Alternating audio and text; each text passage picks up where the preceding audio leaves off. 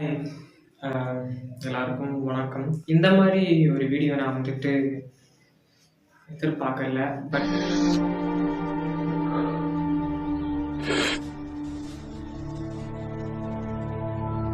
But இது ஒரு ஒரு இது நடந்துடுச்சு. பட் இதுக்கு ஏத்த மாரி நாம எப்படி இதில அடாப்ட் ஆயிக்கலாம் அப்படிங்கிறத பத்தி நான் பேசப் போறேன். என்ன மேட்டர் அப்படின்னு கேட்டீங்கன்னா இந்த ரோட் சைடு ஆக்சிடென்ட்ஸ், அ சூசைட்ஸ், சில இளைஞர்கள் மத்தியில இருக்கிற சில விஷயங்கள் இத பத்தியெல்லாம் கொஞ்சம் பேசலாம்னு இருக்கேன். உங்களுக்கு ஒரு 10 நிமிஷம் உங்களால ஒதுக்க முடியும் அப்படின்னா இந்த வீடியோவ பாருங்க. ஓகே. வாங்க வீடியோக்குள்ள போலாம்.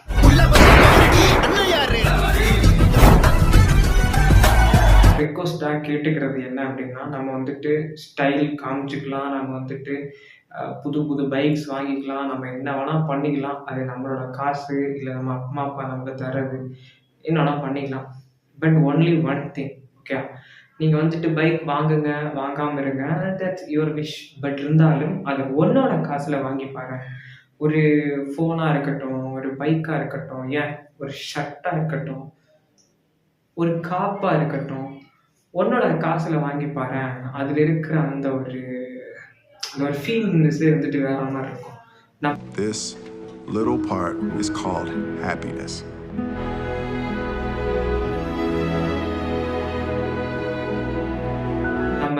நம்ம அம்மா, அப்பா கஷ்டப்படுத்தி அத வாங்கி அத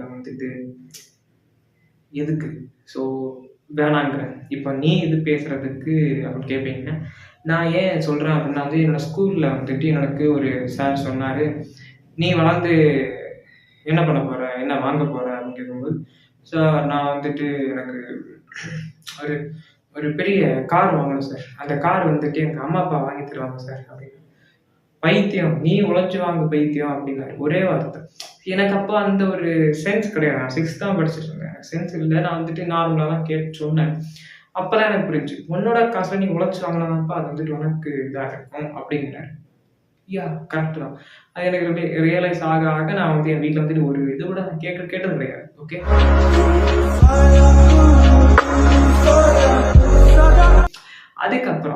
அதுக்கப்புறம் நம்ம பைக் வாங்குறோம். ஓகே. பைக் வாங்குறது நம்மளோட இஷ்டம். நம்ம வாங்குறோம், வாங்காம இருக்கணும். எந்தெந்த இடத்துல நம்ம ஸ்பீடா போகணுங்கிறது இருக்குல்ல. என்ன இடத்துல ஸ்பீடா போகணுங்கிறது இருக்குது. கரெக்ட்டா ஹெல்மெட் போடுறோமாங்கிறது இருக்குது. அண்ட் அடுத்தவன் வாழ்க்கையில போய் விழக்கூடாதுன்னு இருக்குது. அடுத்தவன் வாழ்க்கையில ஏன்னா நீ போய் எவனாவது போய் இடிச்சேன்னா, அது அடுத்தவனுக்கு தானே பேடா இதாகும். கஷ்டமாயிரும். ஸோ அது அடுத்தவன் பார்த்தாலும் கூட நீ உழுந்து சாகுறதுக்கு எதுக்கு இந்த உலகத்துல உன்ன கடவுள் படைச்சாரு? பைக் ஓட்டிட்டு போயிட்டு ஒரு இடத்துல விழுந்து சாகுறதுக்கு அவன படைச்சாரு. நீ கேட்ட ஒவ்வொரு கேள்வி என்ன செருப்பால அடிச்ச மாதிரி இருக்குடா. மாதிரி இல்ல, உண்மையிலே செருப்பால தான் அடிச்சது. இல்ல, உனக்குன்னு ஒரு கடமை இருக்குது. உனக்குன்னு ஒரு விஷயம் இருக்குது நாளைக்கு. அத நீ இன்னைக்கே அலசினாதான் நாளைக்கு அது கிடைக்கும். இல்ல உனக்கு ஒரு எய்ம் இருக்கும். சும்மா எல்லாம் நம்மள இந்த உலகத்துல நம்மள விடல. இப்ப எனக்கு ஒரு எய்ம்னா வேற இருக்குது. பட் இருந்தாலும் ஃபர்ஸ்ட் பிரியாரிட்டி என்ன அப்படின்னா, நம்ம கஷ்டப்பட்டு வளர்த்துக்க நம்ம அம்மா, அப்பாவுக்கு நம்ம என்ன பண்ண போறோம்? என்ன செய்ய போறோம்? அவங்களுக்கு இருக்கிற கஷ்டத்துக்கு நம்ம ஒரு பாரமா இருக்கக்கூடாது. அவங்களுக்கு இருக்கிற கஷ்டத்துக்கு நம்ம ஒரு ஹெல்பிங் இதா தான் இருக்கணும். நம்ம ஏதாவது பண்ணணும். அப்படிதான் நம்ம இருக்கணுமே தவிர, நாமளும் அவங்களுக்கு ஒரு ஏற்கனவே ஒரு பாரம் இருக்குது. அந்த பாரத்த கூட ஒரு பாரமா தூங்கி ஒரு பாறாங்கல்ல மாரி அவங்க தள்ள மாரி ஏறி உட்கார்ந்துடக்கூடாது. ஏன்னா எல்லாத்தையுமே அவங்க பார்த்துக்கிறாங்க, எல்லாத்தையுமே செய்றாங்க. நமக்கு கண்ணு காமிக்க மாட்றாங்க. எல்லா கஷ்டத்தையும் அவங்களே பார்த்துக்கிறாங்க அப்படின்னா அவங்க ஒரு டைம்ல இல்லாம போயிருவாங்க. ஓகே. ஏன்னா எனக்கும் சாவு இருக்கு, உனக்கும் சாவு இருக்கு. இன்னைக்கு நீன்னா நாளைக்கு நான் இன்னைக்கு நான்னா நாளைக்கு நீ. ஓகே. அதே ப்ராசஸ் தான். அப்ப அவங்களுக்கும் ஒரு எண்டிங் இருக்குது. அந்த எண்டிங் குள்ளாடி நீ ஏதாவது பண்ண முடியுதா பண்ணணும். இல்ல அவங்களுக்கு இருக்கும்போது ஏதாவது ஹெல்ப் பண்ணணும். அவங்க போனதுக்கு அப்புறம் ஐயையோ அப்பா நான் இப்படி பண்ணேன், ஐயையோ அம்மா நான் அப்படி பண்ணேன் அப்படின்னா ஒரு மண்ணும் பிரயோஜனம் கிடையாது. இது நான் ஏன் சொல்றேன் அப்படின்னா, இப்ப நடந்த ஒரு டெத். ராகுல் டிக்கி அப்படிங்கிறவரு. ஒரு இன்ஸ்டாகிராம் இன்ஃப்ளூயன்சர், யூடியூப்ல கூட எவ்வளோ பெரிய விஷயமா இருந்தாலும் அதை காமெடியா கன்வே பண்ணி எல்லாரும் சிரிக்க வைக்கிறதுல ரொம்ப அழகா இருந்திருக்காரு. இப்ப அவர் இறந்ததுக்கு அப்புறம் அவர் அப்படிப்பட்டவர், அவர் இப்படிப்பட்டவர், அவர் அப்படி இருந்தார், அவர் இப்படி இருந்தார். அவர் இருக்கும்போது கூட இந்த அளவுக்கு சர்க்காசமான பேச்சுக்கள் வெளில வரல. அவர் இல்லாத அடுத்த ஒரு செஷன்ல இருந்து வந்துட்டு இப்படி இப்படி எனக்கு இப்படி இருந்தார், எனக்கு அப்படி இருந்தார், இப்படிலாம் கொடுமை பண்ணாரு. எனக்கு தெரியல. ஒருத்தர் இருக்கும்போதே வந்துட்டு அந்த அந்த அந்த குற்றங்கள் இருக்குன்னா அதை சொல்றது கரெக்ட். ஏன்னா அதை வந்துட்டு நான் அப்படி பண்ணலன்னு வந்துட்டு அவர் சொல்றதுக்கு அவர் இருப்பார். இல்லை அதுக்கான ஆதாரம் அவருக்கு இருக்கும்.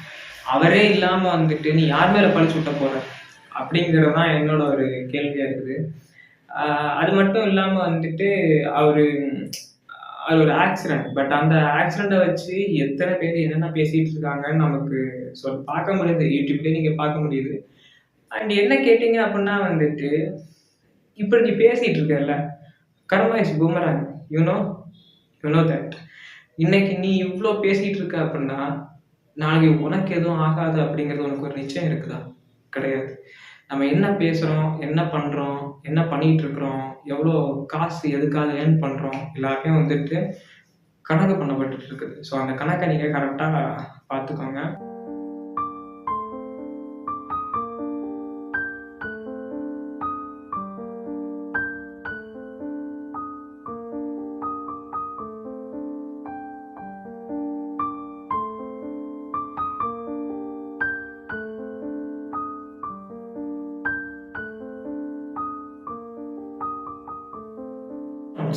ஓகே, ஃபோன்ஸ் வந்துட்டு தேவையா தேவையில்லையா இப்படிங்கிற ஒரு தாட் நான் ஏன் சொல்றேன் அப்படின்னா வந்து சின்ன குழந்தைங்களுக்கு, ஓகே, வளர்ந்து கட்டவனுக்கு வந்துட்டு நான் என்ன சொல்றேன்னு தெரியல. ஸோ சின்ன குழந்தைங்களுக்கு அது வந்துட்டு எதை பார்த்தாலும் அது வந்து நம்ம ஃபோனை கொடுத்தாலும் அது பண்ணுது அப்படின்னா வந்துட்டு நம்ம வளர்க்குற விதத்துல தான் இருக்குது. ஓகே, ஒரு பையன் தப்பா இருக்கானா, ரைட்டா இருக்கானா, ஒரு பொண்ணு கரெக்டா இருக்கா, கரெக்டா இல்லையா அப்படிங்கிறது ஒரு பேரண்ட்ஸோட வளர்ப்புல தான் இருக்குது.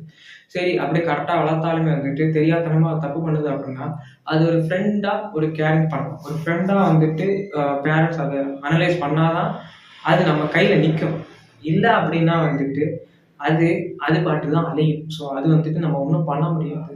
இட் மீன் எனக்கும் ஒரு அம்மா அப்பா இருக்காங்க. தட். ஓகே, இதுக்கப்புறம் என்ன அப்படின்னா வந்துட்டு எனக்கு நிறைய விஷயங்கள் பான் அடிஷன்ஸ். இந்த பான் அடிஷன் எதனால வருது அப்படின்னா வந்துட்டு நீங்க வந்து இந்த இன்ஸ்டாகிராம் பார்த்தீங்க அப்படின்னா ஃபுல்லா அதுதான். ஓகே, நீங்க வந்துட்டு சும்மா நார்மலா உள்ள போனாலே வந்துட்டு அதான்.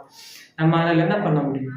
ஒன்றும் பண்ண முடியாது. So just avoid it. Okay, avoid பண்ணிட்டு அடுத்த வேலையை பாருங்க.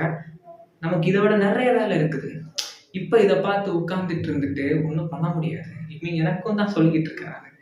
இந்த விஷயம் எனக்கும் தான் சொல்லிட்டு இருக்கு. இதை பார்த்து நம்ம ஒன்றும் பண்ண முடியாது. ஸோ உனக்கு என்ன பிடிக்குமோ அதை கண்டிப்பாக பண்ணு. எனக்கு என்ன பிடிக்குமோ அதை நான் பண்ணுறேன்.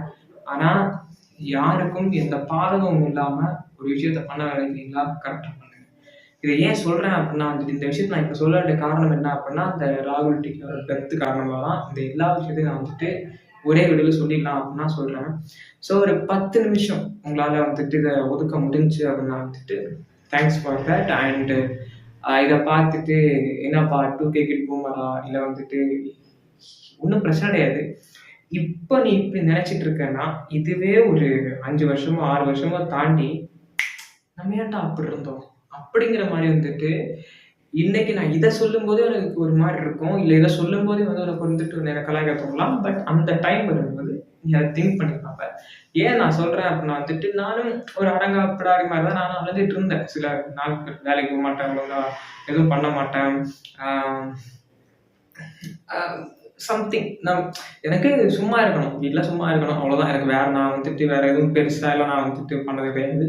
சண்டை போடுறது கிடையாது, குடிச்சது கிடையாது, தம்படிச்சது கிடையாது, எதுவும் பண்ணது கிடையாது. ஜஸ்ட் எனக்கு இருக்கணும், சும்மா இருக்கணும், அவ்வளோதான். வேற நான் வந்துட்டு சந்தோஷமா இருக்கேன், ஹாப்பியா இருக்கேன், அது பண்ணிட்டு இருக்கேன், இது பண்ணிட்டு இருக்கேன், விளையாடிட்டு இருக்கேன், ஃபோன் இருக்கு, ஃபோன் இல்லை, எதுவுமே கிடையாது. நான் பாட்டுக்கு அமைதியாக ஒரு இடத்துல இருக்கணும். எனக்கு எங்கேயும் போகக்கூடாது, நான் வீட்டிலே இருக்கணும். அந்த மாதிரி தான் என்னோட இருக்குது. ஸோ அதுவே எனக்கு வந்துட்டு எவ்வளோ பாதகமாக வந்துச்சுன்னு எனக்கு தான் தெரியும். ஸோ அதுக்கப்புறம் அதை விட்டுட்டு நிறைய பேர் வந்துட்டு இந்த அங்கே போகிறது, இங்கே போகிறது, சரக்கு தம் அடிக்கிறது, இந்த விஷயம்லாம் இருக்குல்ல. ஸோ ஒருத்தங்களுக்கு லாயலாக இல்லாமல் இருக்கிறது, இதெல்லாம் சேர்ந்து வச்சு தான் நிறைய ஆப்புகள் வந்துட்டு டடக்கு நடிக்குது. ஸோ அந்த ஆப் எல்லாம் வந்து நம்ம வந்துட்டு குறைக்கணும் அப்படின்னா வந்துட்டு நாமளாக இருக்கணும். நாம வந்துட்டு அடுத்தவங்களுக்கு உண்மையாக இருக்கணும் கிடையாது. நம்மளுக்கு உண்மையாக இருந்தாலே வந்துட்டு எல்லாமே கரெக்டாக இருக்கும். உனக்கு பயப்படுறே இல்லையோ, உனக்கு மேலே ஒருத்தர் இருக்கான், அவனுக்காக பயப்படு. கண்டிப்பாக you will be the great person in the world. Okay, so வேறு என்ன அப்படின்னா வந்துட்டு எனக்கு சொல்லணும்னு தோணுச்சு. சொல்லிட்டேன். உங்களுக்கு என்ன தோணுது? அதை முடிஞ்சா கமெண்ட் பண்ணுங்க. இல்லை அப்படின்னா பார்த்துக்கலாம். நெக்ஸ்ட் என்ன அப்படின்னா வந்துட்டு